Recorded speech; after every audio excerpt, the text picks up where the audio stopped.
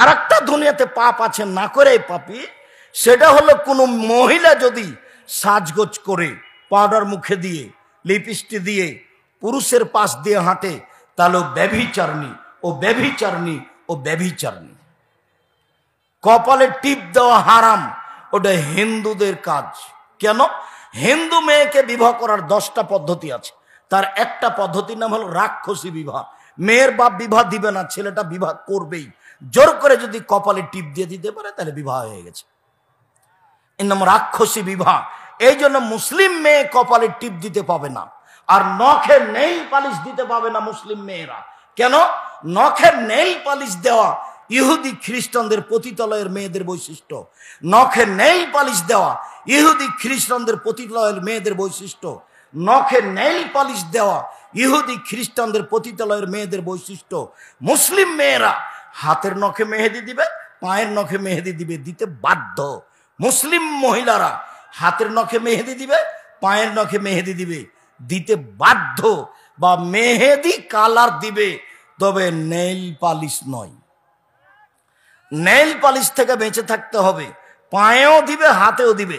আব্দুর রাজ্জাক সাহেব থামেন থামেন থামেন, নবী নাকি দাড়িতে মেহেদি দিয়েছিলেন, সেই জন্য আমাদের মহিলারা পায়ে মেহেদি দেয় না। তো এটা তো ভুল কথা। নবী মেহেদি দিয়েছিলেন দাড়িতে, কথা তো ঠিক, কিন্তু আপনার মেয়ে স্ত্রী পায়ে মেহেদি দিতে পাবে না, এটা কেন? তার কারণে কি মেহেদি কোরআন মাজিদ হয়ে গেছে? আল্লাহ রসুল বলছেন যে ঋতুবতী মহিলারা যদি ঋতু থেকে হাইজ থেকে গোসল করে পবিত্র হতে চায়, তাহলে হাইজ থেকে গোসল করে পবিত্র হওয়ার সময়তে লজ্জা স্থানে আতর ব্যবহার করবে। তা আল্লাহ নবী আতর তো দাড়িতে লাগিয়েছেন, এবার একটা ভুল করলে আর একটা এসে ঢুকে যাবে, তখন বিপদে পড়ে যাবেন। যেইভাবে আছে শরীয়তকে সেভাবে থাকতে দেন, সহজ হবে।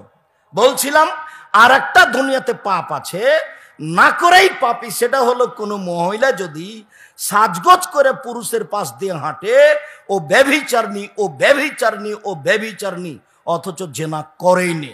সম্মানিত দিনী ভাই বোন, রাসূল সাল্লাল্লাহু আলাইহি সাল্লাম বলেন, পৃথিবীর মানুষ শুনে রেখো, 4 শ্রেণীর মানুষ জাহান্নামে যাবে। 4 শ্রেণীর মানুষ জাহান্নামে যাবে। 1 আকুন, বাপ মাকে মানে না যে। 2 কম্মর, জুয়া খেলে যে।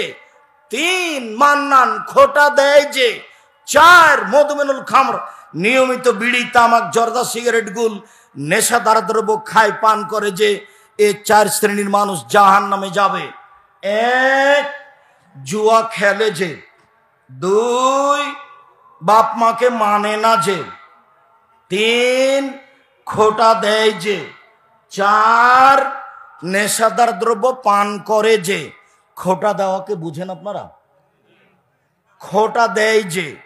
গরিব মানুষ একটা এসে বললো যে আমাকে 20,000 টাকা দেন, আমি গরিব মানুষ, একটা ভ্যান কিনে রুজির ব্যবস্থা করব। আমি বললাম ঠিক আছে না। একটা ভ্যান কিনেছে। আমি বললাম আহমদ, কালকে সকালে তুমি একটু আসেও, তো আমি একটু বাজারে যাবো ভ্যানে চড়ে। তা আসেনি, তো বিকালে দেখা। আরে আহমদ, তোকে কাল 20,000 টাকা দিলাম রে, তুই আজকে ভুলে গেলি। এরই নাম খোটা দেওয়া। মনটা কিন্তু চাচ্ছে যে বলি, তুই গরিব মানুষ, তোকে কালকে টাকা দিলাম, তুই দৌড়িয়ে আসবি, এসে কাজ বাদ দিয়ে দাঁড়িয়ে থাকবি, এটা তোর উচিত, কিন্তু কালকে দিলাম আজকে ভুলে গেলি। এরই নাম হলো খোটা। মনটা চাচ্ছে যে বলি, এই জন্যই পাপ। মনটা চাচ্ছে যে বলি, এই জন্যই পাপ। 4 শ্রেণীর মানুষ জান্নাতে যাবে না, তার মধ্যে 1 শ্রেণীর মানুষ জুয়া খেলে যে। সম্মানিত দিনী ভাই বোন, প্রত্যেক যেই খেলাতে টাকার হার জিত রয়েছে সেটাই হলো জুয়া। বর্তমানে আন্তর্জাতিক ফুটবল খেলায় প্রথম যেটা হার জিত সেটা হলো লক্ষ লক্ষ টাকা, কোটি কোটি টাকা, billion billion dollar, trillion trillion dollar খরচ হচ্ছে।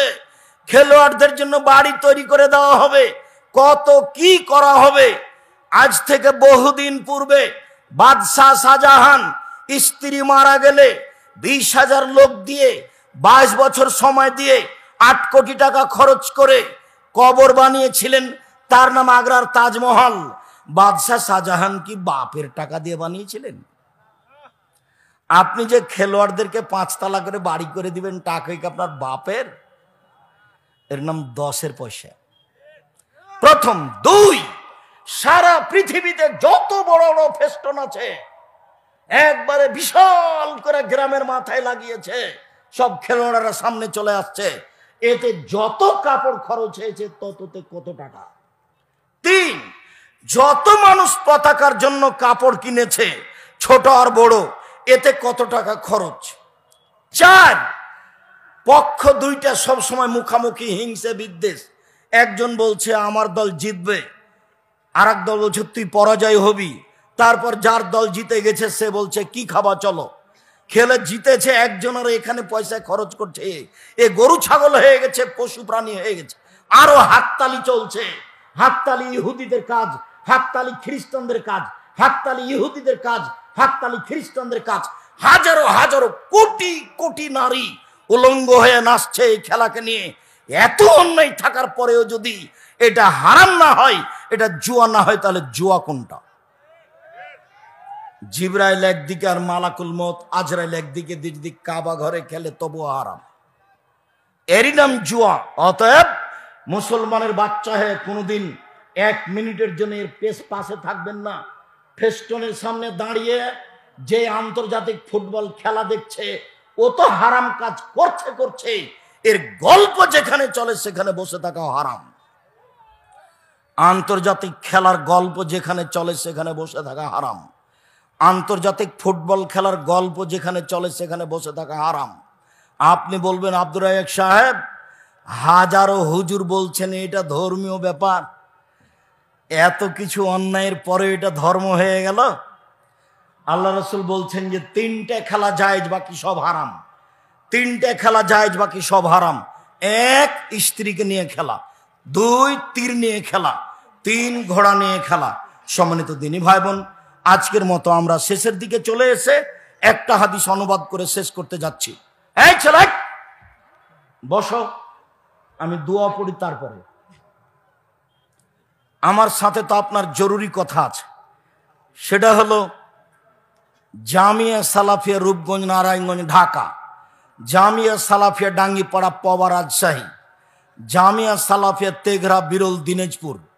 উত্তরবঙ্গের জন্য জামিয়া সালাফিয়া তেঘরা বিরল দিনাজপুর।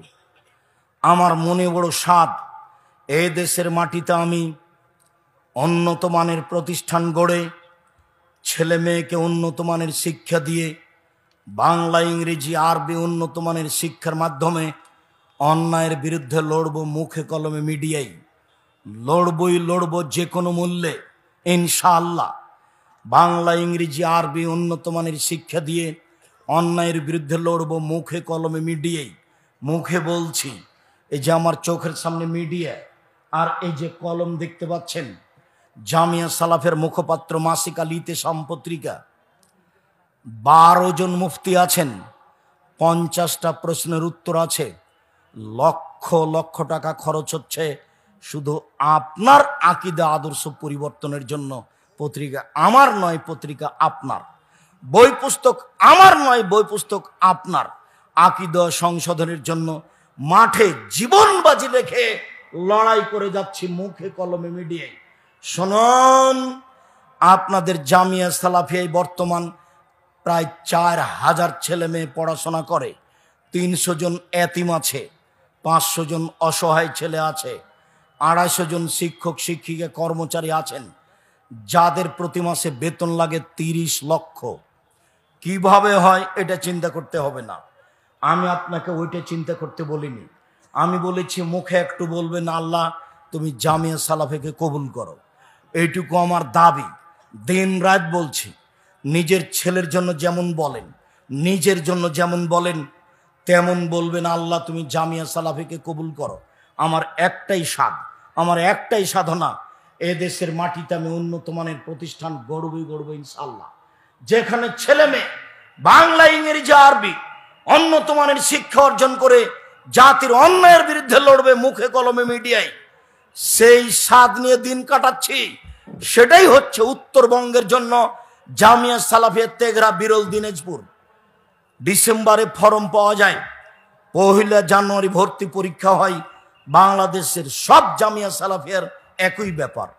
আমি এটার জন্য দোয়া করার অনুরোধ জানিয়ে মুখে কথা বলছি, ফাঁকি দিনই। কলমে লিখেছি ফাঁকি দিনি, জাল জয়ী হাদিস লিখিনি, কেসা কাহিনী লিখিনি, মিডিয়ার সামনে আছে, অনলাইন আল ইতেসাম টিভি আছে।